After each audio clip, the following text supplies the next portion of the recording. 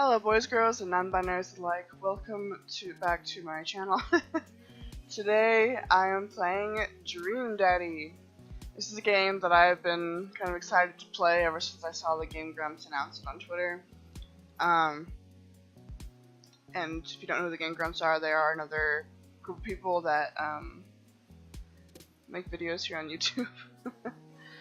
They're really cool dudes, and this looks really cool. I love the idea. I mean, I personally am not one for like dating games, but this looked a lot better than like a normal dating game. Like, it seemed like so much more unique, and so it made me so much more excited to play it. So, shall we get into it? Let's go.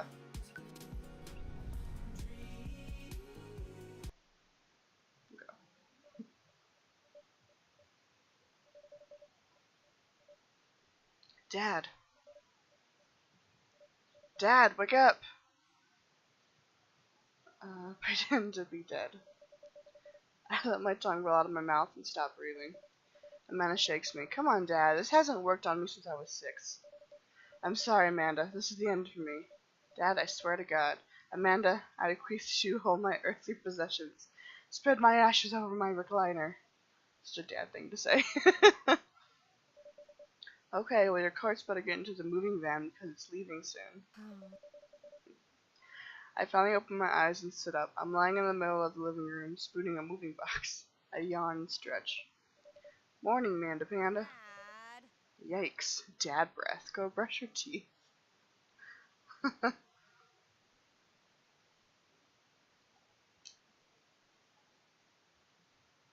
Build that dad. Build that dad. Alright. Okay. So, something that I found out while watching someone else play this game. I didn't watch the whole playthrough because obviously I don't want to ruin the entire game for myself. But the ones down here, with like the shorter ones, are binders because they're transgender, which I think is really cool. You know, I've seen a lot of games been coming out with like gay and lesbian characters, which is awesome because, you know, we need more things the LGBT community put into them. But this one has trans men in it, which I have yet to see in a game with that except for this one, which is really cool.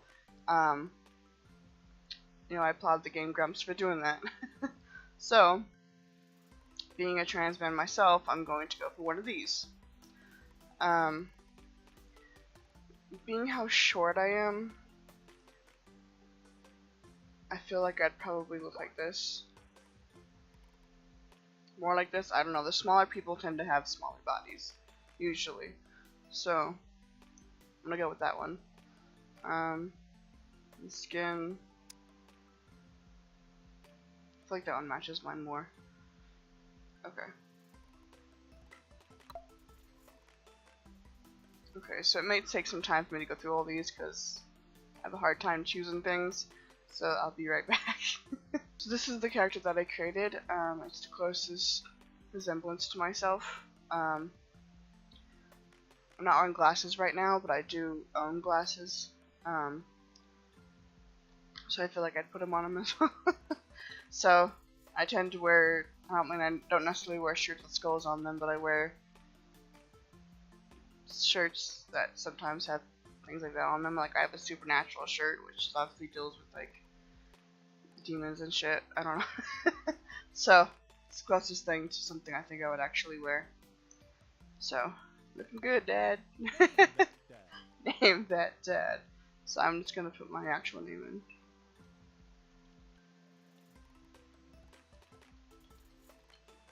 Okay. Be that dad. Be that Dad. Alright.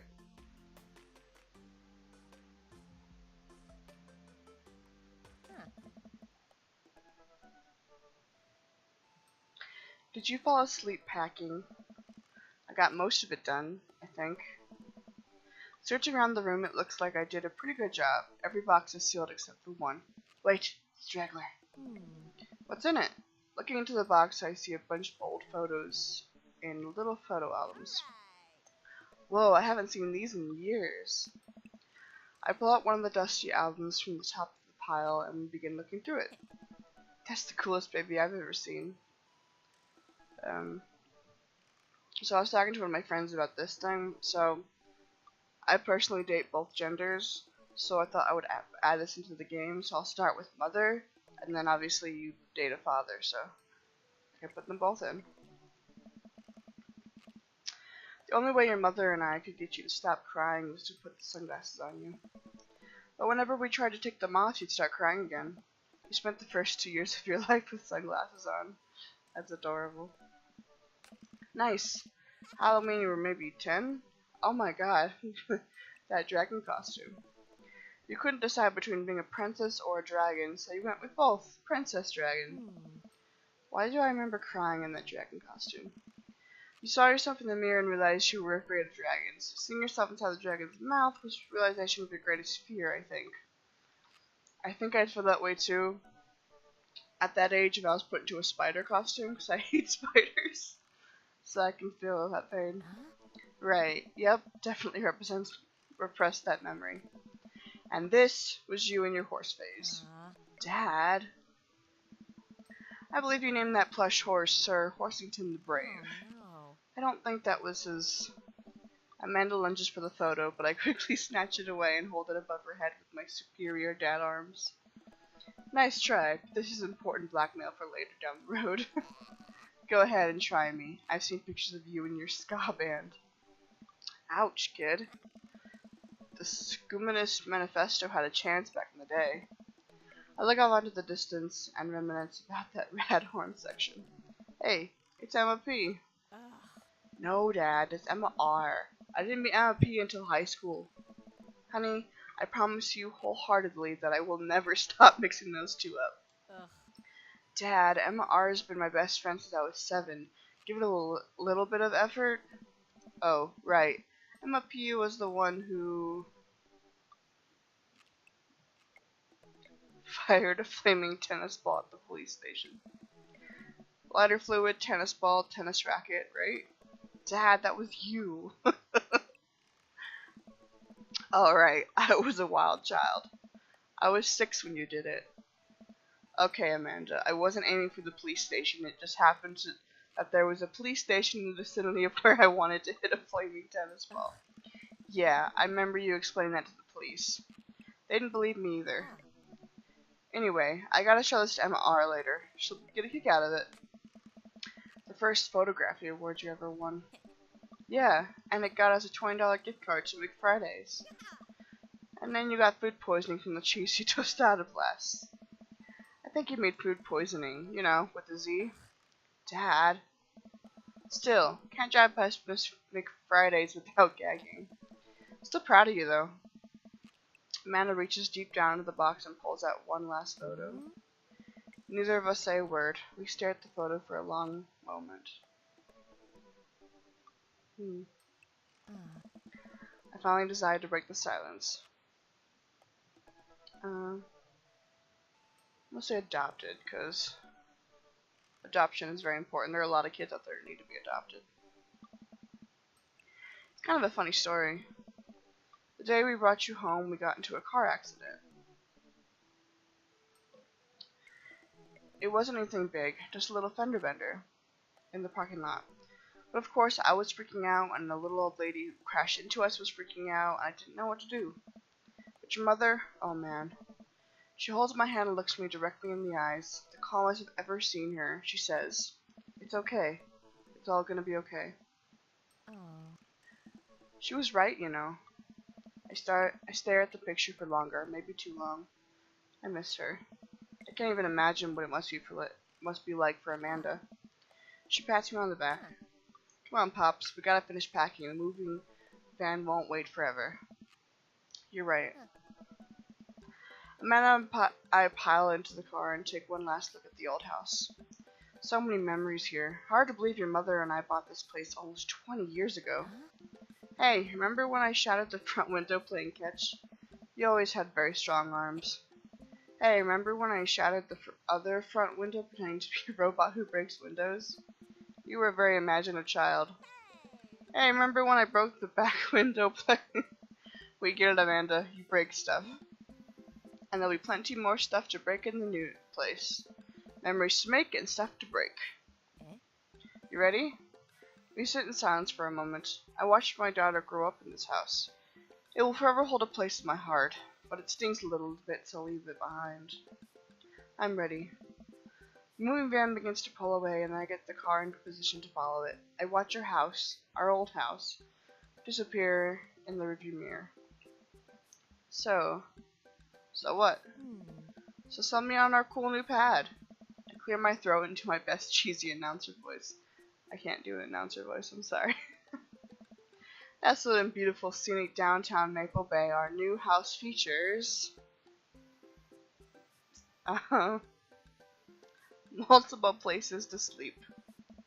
Not only are there bedrooms for your sleeping pleasure, but couches and floor space where you can, yes, catch a wink. What a deal. I mean, if sleep weren't for the weak. I feel like that was a bit like Jacksepticeye, you know, his thing where sleep is for the weak. I love that. You sleep more than anyone I know. I admit my faults, Pops. I keep it real. Anyway, it's also smaller than our last house. Cozier, one might argue. Good spin. I think it's great. Won't we be closer to a lot of cool stuff that we can walk to? So I don't have to waste gas. And I mean, trying to park downtown is, you know. Amanda, you know you're gonna have to learn how to parallel park at some point, right? Not gonna happen, Pops. I think someone needs to do a 3-point turn on their attitude. I don't know how to do that either. Have you met the neighbors yet? Not yet. The neighborhood seems pretty quiet. So you won't have to chase any rowdy teens off your lawn? You are the very teen you mock when you say that, honey. I'm in my last year of high school. I'm practically dust. Yeah, you're a real... Don't you dare. Senior... Dad, I know where this is going. Citizen. I'm just gonna ignore that. But I won't forget it. So what's item number 1 on the new house agenda?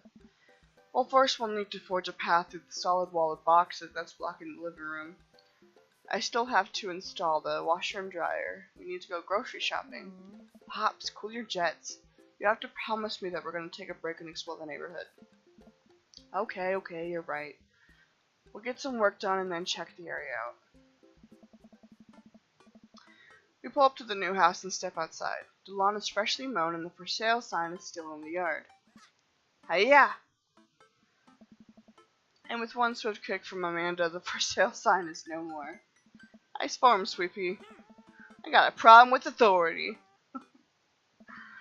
I'm so proud. Man, all that karate chopping tuckered me out. I could really go for a sandwich. An ice cream sandwich. Sweetie, it's 10 a.m.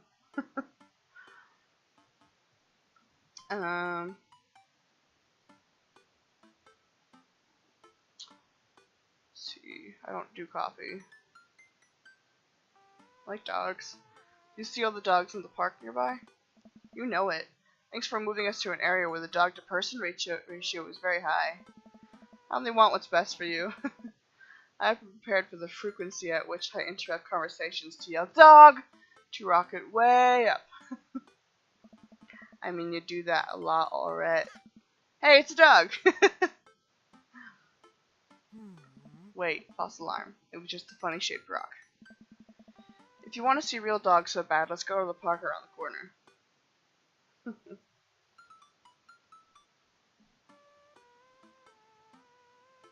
I like the music.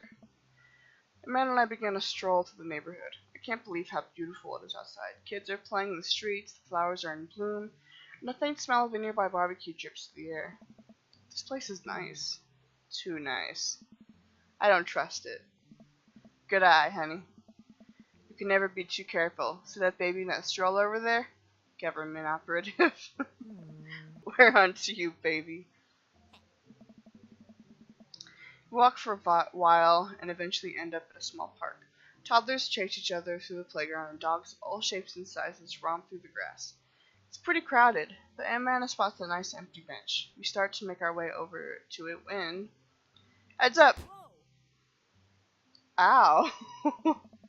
A frisbee suddenly hits me in the face. Oh, that would hurt so bad. Woof!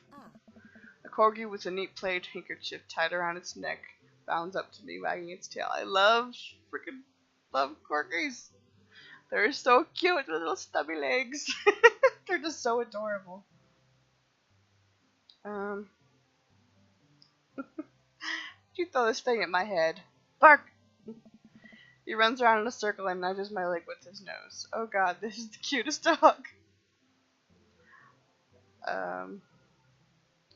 Pet the dog.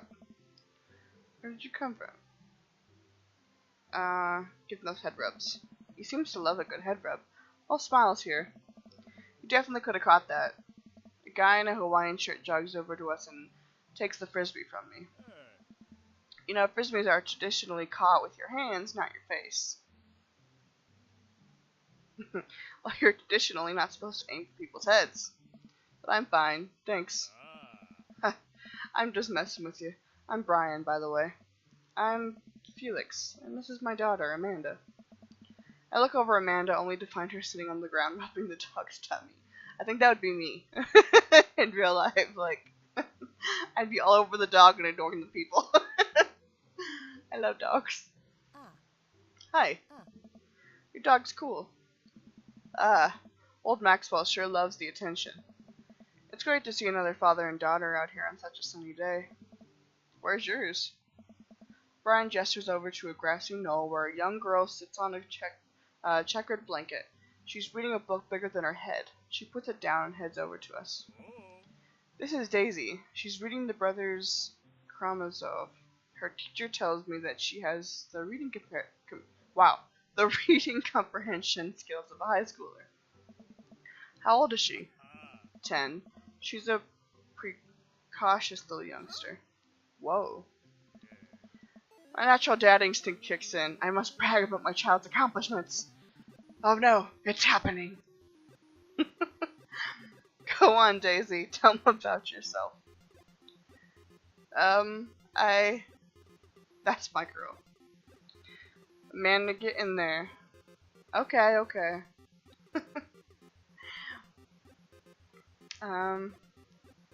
Brag. Amanda here just recently won a local photography award.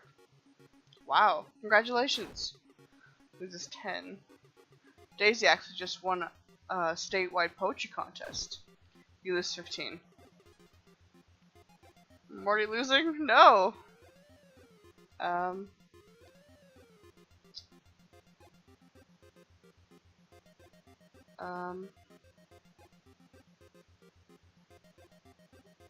Spelling photo. Thumbing through your phone's browser, you managed to pull up a photo of Amanda winning her 10th grade spelling bee. Wow, congratulations, Amanda. Daisy is getting prepared for her annual spelling bee right now. Hopefully this will be her 3rd win in a row. Yikes, you lose 5.